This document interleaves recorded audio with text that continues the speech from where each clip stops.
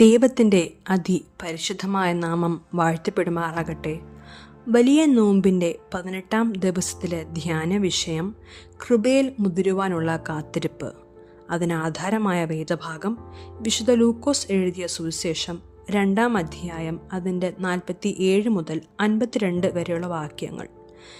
യേശുവിൻ്റെ ശൈശവാവസ്ഥയുടെയും പരസ്യ ശുശ്രൂഷയുടെയും ഇടയിൽ നടന്നതായി വേദപുസ്തകത്തിൽ രേഖപ്പെടുത്തിയിട്ടുള്ള ഏക സംഭവമാണ് 12-ാം വയസ്സിൽ യേശുവിൻ്റെ ദേവാലയ പ്രവേശനം. ബാലനായ യേശു പെസഹ പെരുന്നാളിനായി തൻ്റെ മാതാപിതാക്കളോടൊപ്പം യെരുശലേമിൽ വരികയും മടക്കയാത്രയിൽ മാതാപിതാക്കൾ യേശു തങ്ങളോടുകൂടെ ഇല്ലെന്നറിയുകയും തിരിച്ചു ചെന്നപ്പോൾ ദേവാലയത്തിൽ പണ്ഡിതരോട് വാദിച്ച യേശുവിനെ അമ്മ ശകാരിച്ചപ്പോൾ എൻ്റെ പിതാവിനുള്ളതിൽ ഞാൻ ഇരിക്കേണ്ടതല്ലോ എന്ന് യേശു പറയുകയും പിന്നീട് നസ്രത്തിൽ മടങ്ങി വന്ന് തൻ്റെ അമ്മയപ്പന്മാർക്ക് കീഴടങ്ങിയിരുന്നതായും നാം കാണുന്നു. ഈ സംഭവത്തിന് ശേഷം 30-ാം വയസ്സ് വരെയുള്ള യേശുവിൻ്റെ 18 വർഷത്തെ നിശബ്ദ ജീവിതം ഒരു കാത്തിരിപ്പായിരുന്നു.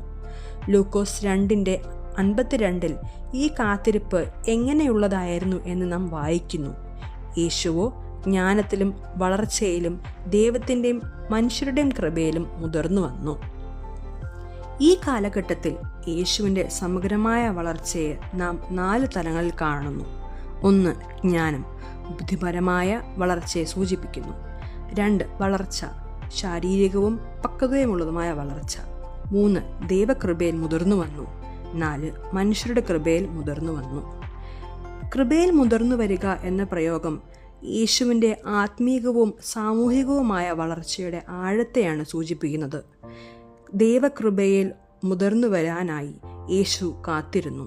തൻ്റെ ജ്ഞാനം, വീര്യപ്രവൃത്തികൾ ലോകത്തിനു മുൻപിൽ നേരത്തെ പ്രകടമാക്കാമായിരുന്നു.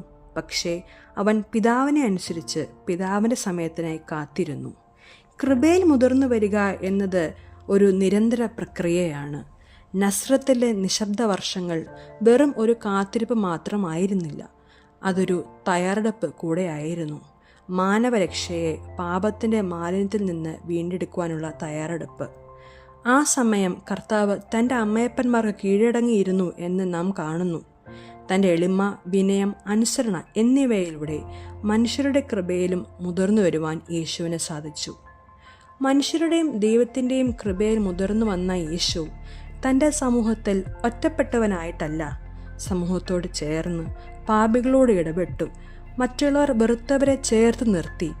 തങ്ങൾക്ക് ആരോരുമില്ലെന്ന വിഷമത്തിലൂടെ കടന്നു പോയവർക്ക് ആശ്വാസമായി, പ്രയാസത്തിലിരിക്കുന്നവർക്ക് വെളിച്ചമായി യേശു മാറി. അതോടൊപ്പം പിതാവിൻ്റെ പദ്ധതിക്കായി തന്നെ ഏൽപ്പിച്ചു. ക്രൂശിലെ മരണത്തോളം അവൻ ഏൽപ്പിച്ചു കൊടുത്തു. നോമ്പുകാലം നമ്മുടെ ആത്മീയ ജീവിതത്തിന് നസ്രത്താണ്. ദൈവത്തിൻ്റെ കൃപ നമ്മിൽ പൂർണ്ണമായി വെളിപ്പെടുവാനായി കാത്തിരിക്കേണ്ടുന്ന സമയം കൂടിയാണ്. അത് നമ്മുടെ സ്വഭാവത്തെ രൂപപ്പെടുത്തുവാനുള്ള സമയവുമാണ്. അതോടൊപ്പം ദൈവത്തിൻ്റെ സമയത്തിനായി കാത്തിരിക്കുവാനുള്ള ആഹ്വാനവുമാണ്. എല്ലാവർക്കും ജ്ഞാനത്തിനും വളർച്ചയിലും മുതിർന്നു വരാം. എന്നാൽ ദൈവത്തിൻ്റെയും മനുഷ്യരുടെയും കൃപയിൽ മുതിർന്നു വന്നാൽ നമ്മുടെ ജീവിതം ഏറ്റവും ധന്യമായി തീരും. ഈ നോമ്പുകാലം പ്രാർത്ഥനയിലൂടെയും ഉപവാസത്തിലൂടെയും വചനധ്യാനത്തിലൂടെയും ദൈവത്തിൻ്റെ കൃപയിൽ മുതിർന്നു വരുവാൻ മാത്രമല്ല, കൂടുതൽ സ്നേഹമുള്ളവരായി, ആർദ്രതയുള്ളവരായി, ക്ഷമയുള്ളവരായി, വിനയമുള്ളവരായി തീരുവാനും നമുക്ക് കഴിയണം. അതിന് സർവശക്തനായ ദൈവം നമ്മെ ഇടയാക്കട്ടെ എന്ന് പ്രാർത്ഥിച്ചുകൊണ്ട് ഞാൻ എൻ്റെ വാക്കുകൾ നിർത്തുന്നു. ഈ വചനങ്ങളാൽ ദൈവം നമ്മെ അനുഗ്രഹിക്കുമാറാകട്ടെ.